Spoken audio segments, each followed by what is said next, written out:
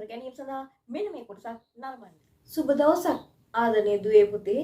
කාලයකට පස්සේ ඔන්න මට හිතුණා ආයේ ඔයාලා හමුවට එන්න ඕන කියලා. මොකද නුදුරු දිනයකදීම දුවේ පුතේ ඔයාලගේ තීරණාත්මක විභාගය වෙන අපොස සාමාන්‍ය පෙළ විභාගයේ ආරම්භ වීමට නියමිත වී තිබෙන නිසා. ඉතින් එහෙමනම් දුවේ පුතේ ප්‍රශ්න පත්‍ර තුනකින් සමන්විත වන අපේ සිංහල විෂයේ කෙටි ප්‍රශ්න පත්‍රයට දෙවෙනි ප්‍රශ්න පත්‍රයේ මුල් කොටස අතරට එන්නා වූ ව්‍යාකරණ කොටසක් කෙරෙහි ඔබේ අවධානය යොමු කරන්නයි දුවේ පුතේ මාගේ මේ සූදානම. එහෙමනම් දරුවනේ අපි අවධානය යොමු කරගනිමු දසවන් පුරා අසමින් මනසේ ධාරණය කරගන්න සූදානම් වූ දරුවනේ සමාස හා සම්බන්ධ වූ දැනුම් සම්භාරයෙන් පුංචි කොටසක් මේ කෙටි කාල පරාසය තුලදී. දුවේ පුතේ සමාස පිළිබඳ හඳුන්වද්දී විවිධ වූ අර්ථකථන දකින්න ලැබෙනවා. නමුත් ඒ හරහා අපිට ගන්න පුළුවන් විශේෂයෙන්ම සිදස්සගරා කර්තෘවරයාගේ අදහස සහ ඒ ඔස්සේ එන්නා වූ විවිධ ප්‍රභේද කීපයක්. ඉතින් දරුවනේ සමාස පිළිබඳ හඳුන්වද්දී සමාසෝ පද සංකේපෝ පදයන්ගේ කෙටි කිරීම සමාස ලෙස දැක්විය හැකි සමාසෝ පද සංකේපෝ යනුවෙන්. ඒ වගේම තමයි දුවේ පුතේ සිදස්සගරා කර්තෘවරයා පැහැදිලි කළ තියෙන මේ ආකාරයට නේ සදන් සියව එක සද අයුරක් වනසේ ගලපනු සමස් නම් කියලා. ඒ තුලින් පෙන්눔 කරනවා දුවේ පුතේ නානාර්ථවත් වූ නැත්නම් විවිධ වූ අර්ථ සහිත පද අරගෙන ඒවා එකතු කර තනි පදයක් වෙන ආකාරයට ගලපා ගැනීම එහෙම නැත්නම් එකම පදයක් වෙන ආකාරයට ගලපා ගැනීම සමාස නම් වන බව පැහැදිලි කරලා තියෙනවා. දරුවනේ පැහැදිලි කරලා තියෙන්නේ කවුද? සිදස්සගරා කර්තෘවරයා. ඒ වගේම තමයි දුවේ පුතේ සමාස ප්‍රභේද පහක් යටතේ අපිට දැනගන්න ලැබෙනවා, දැක ගන්නට ලැබෙනවා. ඒ අතරේ බලමු මොනවද කියලා. දකාරාර්ථ සමාසය, අව්‍ය සමාසය, අන්‍යාර්ථ සමාසය, විශේෂණ සමාසය සහ විභක්ති සමාසය. එතනදී දුවේ පුතේ දකාරාර්ථ සමාසය සිදස්සගරා කර්තෘවරයා කියනවා ද අරුත් සමාස්. ද අරුත් සමාස් විදියට දක්වලා තියෙනවා. ඒ වගේම තමයි අව්‍ය සමාසය අව්‍ය සමාස්. අව්‍ය සමාස් විදියට දක්වලා තියෙනවා. ඒ වගේම අන්‍යාර්ථ සමාසය දුවේ පුතේ අන් අරුත් සමාස්. අන් අරුත් සමාස් ලෙස දක්වලා තියෙනවා. ඒ වගේම විශේෂණ සමාසය වෙසෙසුන් සමාස්. වෙසෙසුන් සමාස්. වෙසෙසුන් සමාස් ලෙසත් විභක්ති සමාසය විභත් සමාස් ලෙස දක්වා තියෙනවා. විභත් සමාස් ලෙස. ඉතින් දුවේ පුතේ මේ විදියට අපි ඉගෙන ගන්නවා මේ 11 වසර ඔයාලගේ ආරම්භක පෙළ පොතේ පළවෙනි වාරේ කරන් තියෙන ව්‍යාකරණ කොටස තමයි ධර්ම සමාස කියන්නේ. නැවත බලන්න ඉස්සර ප්‍රභේද පහ දකාරාර්ථ සමාසය නැත්නම් සිද්ධාර්ථ කරනද අරුත් සමාස්, අව්‍ය සමාසය, අන්‍යාර්ථ සමාසය, විශේෂණ සමාසය, විභක්ති සමාසය. මේ සමාස ප්‍රභේද පහක් තියෙනවා. මේ අතරේ දුවේ පුතේ අපි ගත්තොත් දකාරාර්ථ සමාසය. දකාරාර්ථ එතනින් පෙන්눔 කරනවා ද අරුත් නැත්නම් ද අරුත් කියන්නේ නිපාතය. ද කියන නිපාතය අත්තර නැත්නම් අපි ලොක් කර ඉවත් කර ගලපා ගන්නව මෙතනදී තනි පදයක් නැතොත් දුවේ පුතේ සමාස පදයක් විදිහට අපි කොහොමදයි කියලා බලමු මේ ආකාරයට.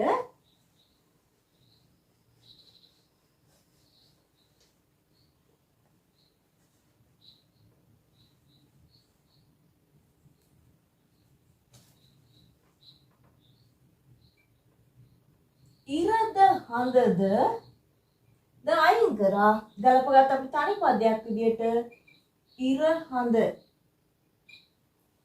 ගස්ත වැල්ද ද අයින් කරා ගස් වැල්. මේ විදිහට ගන්න පුළුවන් දරුවනේ. තවත් අපිට ගත්තොත් ඇද්ද අස්ද රියද. at as රිය.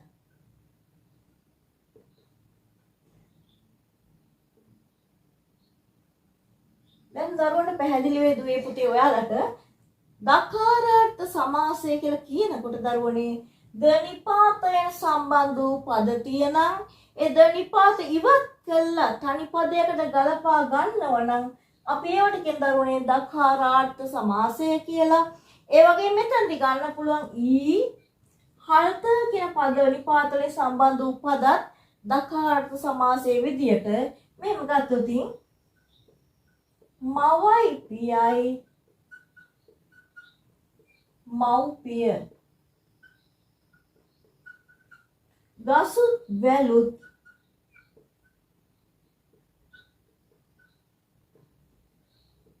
ගස්වැල්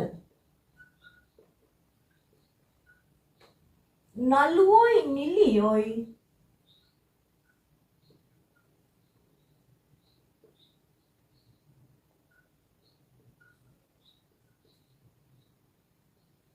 නළු නිලි මම හිතන්නේ දරුවනේ වලට දැන් පැහැදිලි වෙන්නේ නැති සමාසවල අපි ආරම්භ කරපු ප්‍රභේදය තමයි දකාරාර්ථ සමාසය.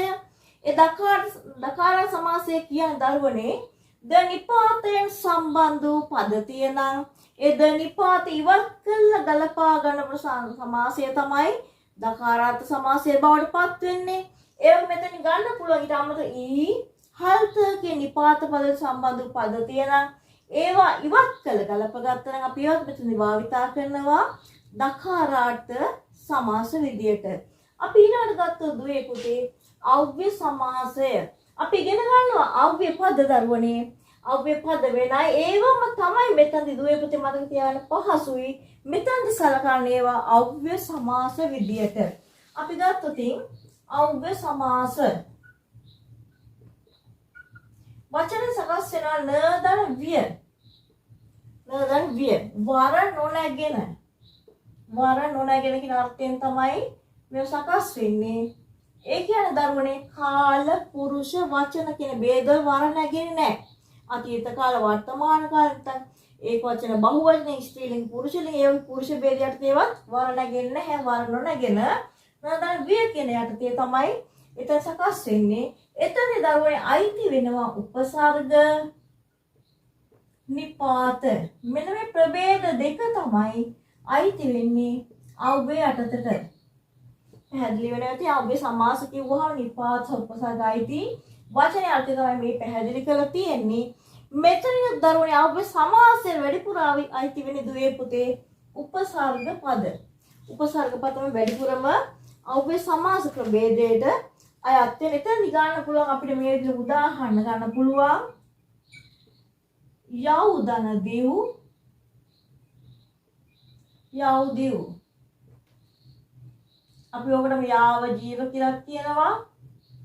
අපි කියන්නේ නේද මගේ ජීවිතේ තියෙන තුරු දිවෙති තාක්කල් ආන්නේක අර්ථය තමයි මේ පෙන්වන්න කරන්නේ යවුදිව් නැත්නම් යාව ජීව කියන්නේ අව්‍ය සමාස පදයක්. ඊට අමතරව ගන්නකොට අපි දැන් ඕන වචන ප්‍රබල දුබල අනුන්ගේ කවි සොරා ගන්නා කුකවි මේ ඔක්කොම අයිති වෙන දුවේ පුතේ මොනවටද? මෙතනදී නම් අයත් වෙන අව්‍ය සමාස. මම හිතන එකත් ඔයාලට දැන් පැහැදිලි වෙන්නේ නැති. ඊළඟ දුවේ පුතේ අපිට තියෙනවා ඊළඟ සමාස ප්‍රභේදය තමයි අන්‍යාර්ථ සමාස.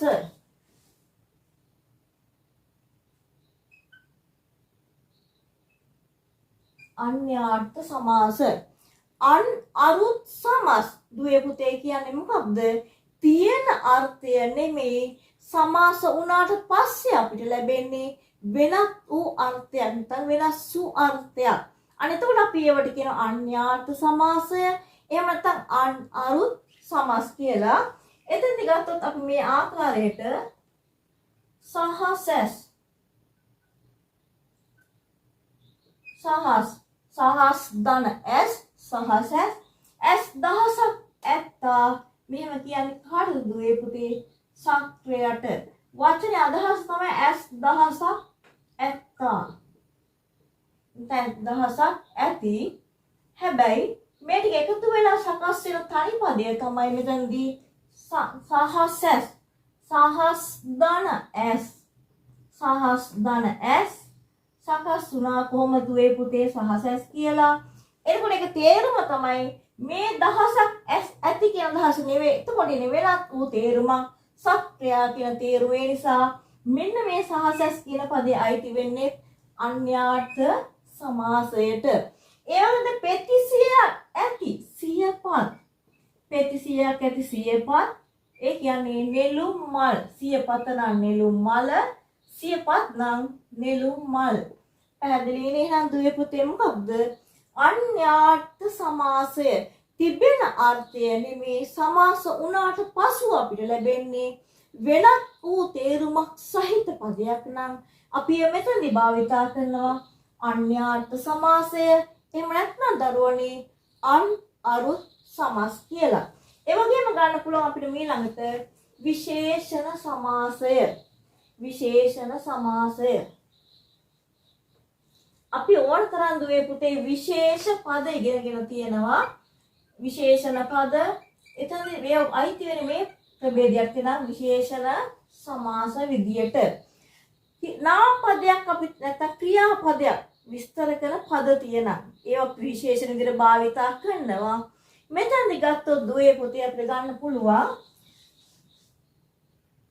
පැන්සල. අපි දන්න වචනය පැන්සල. අපි ඒක ගන්නව කොහොමද? ලස්සන පැන්සල. එහෙම නැත්නම් උස. ඔන්න විදිහට ගන්න පුළුවන්. මෙන්න මේ ඔක්කොම අයිති වෙන්නේ කොහොමද මේ අර්ථය නම් විශේෂණ සමාස විදියට. දුවේ පුතේ අපිට මෙහෙම ගත්තොත් සුදු ගවුම. සුදු ගවුම. ගවුම කියන නාමපදය අපි විස්තර කරා වැඩි දුරටත් සුදු කියන විශේෂ පදයෙන්. විශේෂණ පදයෙන්. එතකොට සුදු කියන්නේ විශේෂණ පදය. ගවුම කියන්නේ දුවේ පුතේ විශේෂ පදය. මේව සම්බන්ධ කරලා ප්‍රශ්න අපිට විතරම අහන නිසා එකක් හෝ අහන බොහෝ දුරට ඒස අපි අවධානය යොමු කරන්න ඕන දුවේ පුතේ. එහෙනම් පැහැදිලිද විශේෂණ සමාස කියනකොට විස්තර කියන ලක් වූ පදයේ භාවිතා වෙන විශේෂ විදියට විස්තර කරන බෙදාගත්තු පදයේ භාවිතා කරනවා දුවේ පුතේ විශේෂණ පදයේ විදියට. ඒ වගේම දරුවනේ මේක ප්‍රභේද තියෙනවා. සංඛ්‍යා පූර්ව පද, උපමා පූර්ව පද, උපමා අපර පද ඔය ආදී වශයෙන් ප්‍රභේද දකින්න පුළුවන්. සංඛ්‍යා පූර්ව පද කියන දුවේ පුතේ සංඛ්‍යා වාචී පදයක් මුලට යෙදিলা සකස් වන පද. පන්සිල් සිල් පද 5යි පන්සිල් නැත්නම් අපි ඕකට කියන පංචශීලය කියලා. ඊළඟට ආපහු ගන්න පුළුවන් දස බල 10යි දස බල. ඒ විදිහට ගන්න පුළුවන්. නැත්නම් සිල් පද 10යි දස සිල්. සංඛ්‍යා වාචී පදයක් මුලට දෙනවා නම් අපි ඒවට කියනවා සංඛ්‍යා පූර්ව පද විශේෂණ සමාසය. ඒ වගේ උපමා පූර්ව පද උපමා වාචී පදයක් මුලට ගල් හිත සඳ වත උපමා වාචී පදයේ මුලට එනවා.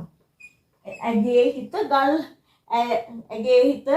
ගල් හිතක් නැත්නම් ඇයට ගල් හිතක් ඇත. සඳ වතකට හිමිකම් කියන්නේය. ඒ වගේ තැන්වල දුවේ පුතේ අපිට තද පාඩ කළ මේ වචනේ දුන්නොත් ඉරි ගහලා දුන්න මේවා අයිති වෙන පොදුවේ දරුවනේ එළියන්තර උපමා පූර්ව පද එහෙම අවශ්‍ය නැහැ. විශේෂණ සමාස කියලා ලිව්වනම් ඔයාලට හිමි ලකුණ ලබා ගන්න පුළුවන් දරුවනේ. මම හිතන එක පැහැදිලි වෙන්න ඇති. ඒ වගේම තමයි එහෙනම් දැන් තව තියෙන දරුවනේ ඊළඟ ප්‍රභේදය තමයි විභක්ති සමාසය. ඒක ටිකක් ගැඹුරුයි. ගැඹුරුයි කියන්නේ දුවේ පුතේ විභක්ති ප්‍රභේද ගැන අවබෝධයක් අනිවාර්යයෙන්ම තියෙන්න ඕන. අපි දන්නවා දරුවනේ විභක්ති කියන ප්‍රධාන වශයෙන් 9ක්. ඒ 9 ප්‍රථමා සහ ආලපන විභක්තිය හැර ඉතුරු විභක්ති 7 තමයි වර නැගෙන්නේ සමාස විදියට විභක්ති සමාස විදියට. එතනදි දුවේ පුතේ ගොඩක් ඒ විස්තරාත්මක වෙන අපි ගත කරන්න වෙන කාලය වෙනුවෙන්ම නමුත් කෙටියෙන් අපිට මතක් කරගත්තොත් වැඩකරු බුදුන් විසින් දේශිත බුද්ධ භාෂිත මැටියෙන් කළ වැඩ මැටි වැඩ රජුගේ පිරිස් රජ පිරිස් ඒ ආකාරයට ගන්න පුළුවන් සම්බන්ධයේ අයිතිය කර්තෘ සහ උක්ත පද ආදී වශයෙන් ක්‍රියාව කරන සහයෝගී වෙන පද වශයෙන් ගන්න පුළුවන්. හැබැයි දුවේ පුතේ එතනදී අපි ගත්තොත් මේ විදිහට මැටි වැඩ කරන පුද්ගලයෙක්ගේ දක්ෂතා අපමණය කියලා දීලා මැටි වැඩ කියන වචනේ අපිට අද පාඩ කළා හරි අංකිතයට ඉලියඳ තිබ්බනම් අපි ලියන්නේ දුවේ පුතේ විභක්ති සමාස කියලා ලියුවම හොඳටම ප්‍රමාණවත්. මේ දක්වා ඊට අවශ්‍ය ලකුණු ලැබිලා තියෙන නිසා පිනට දෙන හාල් පින්හාල් කිරෙන් පිසුබත් කිරිබත් මේ ඔක්කොම අයිති වෙන දරුවනේ විභක්ති සමාස විදියට. ඉතින් දුවේ පුතේ අපි ඉගෙන ගත්ත සමාස නේද? නැවත අපි කෙටි සමාලෝචනයක් කරොත් මොකද විභාග ඉතාමත් ළඟයි නේද? ඒ නිසා අපි කොහොමද නේසදන් සියව එක සද ආයුරක් වනසේ ගලපනු සමාස් නම් විවිධ වාර්ථති පද අරගෙන තනි පදයකට එක පදයකට ගලප ගත්තොත් දරුවනේ ඒව සමාස කියලා අපි හඳුන්වලා දුන මුලදීම මේ සමාස දුවේ පුතේ ප්‍රභේද පහයි. අව්‍ය සමාසය, දකාරාර්ථ සමාසය, අන්‍යාර්ථ සමාසය, විශේෂණ සමාසය, විභක්ති සමාසය ආදී වශයෙන් අපිට දුවේ පුතේ ප්‍රභේද පහක් දකින්න පුළුවන්. අව්‍ය කිව්වොත් දරුවනේ අපිට අනිවාර්යයෙන් මතක් වෙන්නේ නිපාත සහ උපසර්ග. මෙතනදි වැඩිපුර භාවිතා වෙන උපසර්ග මේ ප්‍රබල දුබල මේ ආදී පද දොස් නිදොස් දොස් අයිති වෙන එක තුන උපසර්ගයේ සම්බන්ධ නිදොස් වෙනවා. මේ පද දුවේ පුතේ මෙතෙන්දි ගන්නේ කොහොමද? අව්‍ය සමාස විදියට. ද නිපාතයෙන් සම්බන්ධ වූ පද තියනම් ඒ ද නිපාත ඉවත් කළා ගලප ගත්තනම් ඇද්ද අස්දරියද පාබලද ඇත් අස්ත්‍රිය පාබල ඊ හල්ත ඒවත් මෙතනට අයිති වෙනවා. නළුවෝයි නිලිය නළු නිලු ඒ විදියට ඊළඟ ඉරත් හඳත් ඉරහඳ ඒ ආකාරයට ගන්න පුළුවන්. ඒ වගේම තමයි දුවේ පුතේ විශේෂණ සමාස. අපි දැන් ඉගෙන ගත්තත් ඒක පොඩ්ඩකට කලින් මතක් කරගත්තා. විශේෂණක් තියෙන සංඛ්‍යා පූර්වපද උපමා අපරපද. නමුත් පොදුවේ දුවේ පුතේ මේ අපි ලියන එක වචනේ තන්දී විශේෂණ සමාස කියලා. පැහැදිලිව එතකොට ගන්න පුළුවන් ශාක්‍ය වංශයේ සිංහයේ බඳු ශාක්‍ය සිංහ, නරසිංහ, දස බල, පන්සිල්, දස පාරමිතා මේ ඔක්කොම දුවේ පුතේ පොදුවේ හඳුන්වන්නේ විශේෂණ සමාස විදියට. අන්‍ය අර්ථ කියන්නේ තියෙන අර්ථය නෙමේ සමාස උනයන් පස්සේ අපට ලැබෙන්නේ වෙනස් වූ අර්ථයක්. අපි ඒවා හඳුනන පොදුවේ මොනවාද? අන් අරුත් සමාස නැත්නම් අන්‍යාර්ථ සමාස විදියට. ඊළඟට තමයි විභක්ති සමාසයේ ප්‍රථම ආලපන හැර ඉතුරු ප්‍රභේද හත අයිති වෙන්නේ විභක්ති සමාස විදියට. ඉතින් දුවේ පුතේ මේ විභක්තිය සම්බන්ධ කළ ඒ වගේම විශේෂයෙන්ම සමාසා සම්බන්ධ කළ MCQ නැත්නම් අපි කියන කෙටි ප්‍රශ්න පත්‍රය කියලා. ඒකේ ප්‍රශ්න 40ක් තියෙනවා. ඒ අතරේ සමහරවිට තෝරන්න එන්න පුළුවන් ප්‍රශ්නයක් දැන් ඔය සම්බන්ධව කලවම් කළා. එහෙමත් නැත්නම් දෙවෙනි ප්‍රශ්න පත්‍රයේ මුල් 10 අතරට දුවේ පුතේ ප්‍රශ්න තියෙන අණු කොටස් එක 20ක් ඔය එකක් හෝ දෙකක් අහන්න පුළුවන් ඔය හා සම්බන්ධව මේ දක්වා තට්ටු මාර්ගෙන් වරින් වර අහනවා. ආයි අවුරුද්දක් අහනවා ආයි නැතිව සමහරවිට ළඟ හැම අවුරුද්දෙම මේ දක්වා තිබිලා තියෙනවා අඩුමතරමේ කෙටි ප්‍රශ්න පත්‍රයට හරි. එන්න ඒ නිසා අපි ඒ ගැන අවධානය යොමු කරන්න විභාගයේ අත ළඟ ආවයි කියලා කලබල වෙන්නේ නැතුව දුවේ පුතේ හොඳ අවධානයෙන් හොඳ මතක ශක්තියෙන් හොඳ සූදානම් විභාගයට මුහුණ දෙන්න. විශේෂයෙන්ම සිංහල ප්‍රශ්න පත්‍රය අත ගත්තාම කලබල වෙන්න එපා. හොඳින් කියවලා මිරවුල් මනසින් පිළිතුරු ලකුණු කරන්න. ඉතින් දුවේ පුතේ අපිට කාලවකවාන වල කාල පරාසීද කර තිබ්බොත් අපි සාහිත්‍ය පාඩමේ නැවත හමු වෙමු. නමුත් මම දැන් හිතන ඔයාලට මේක යම් කිසි අවබෝධයක් ලැබෙන්න ඇති කියලා. ඒ ඔස්සේ ඔයාලා ඉතා සාර්ථකව නුදුරු දිනේදී ලැබෙනා සිංහල විෂයට සහ අපොස සාමාන්‍ය පිළිබාඩ සූදානම් වෙන්න කියන එක මතක් කරමින් මම දැන් මෙතනින් ඔබේ පාඩම අවසන් කරනවා. ඉතින් දුවේ පුතේ ඔයාලා හැම දිනකටම මතක ශක්තිය වැඩි වෙන්නා වූ ආත්ම ශක්තිය වැඩි වෙන්නා වූ දවසක් අනාගතයක් ප්‍රාර්ථනා කරන ඔබ සැමටම ස්තුතියි.